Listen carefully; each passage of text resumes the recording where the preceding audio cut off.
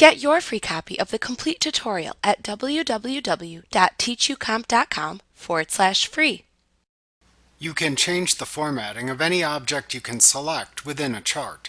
To select a chart object, either choose the name of the object from the Chart Elements drop-down in the Current Selection button group on the Format tab of the Chart Tools Contextual tab in the ribbon, or click directly on the objects in the chart to select them. Next, click the Format Selection button in the Current Selection button group on the Format tab of the Chart Tools Contextual tab in the ribbon. When you do this, a Format Object Name task pane then appears at the right side of the window. The title of the pane and the categories that appear in the pane change depending on which chart object you selected.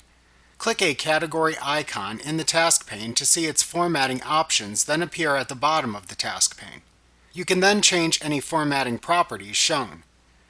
Note that the changes you make in this task pane are applied to the selected chart object as soon as you make them. When you finish making your formatting changes, click the X button in the upper right corner of the task pane to close it.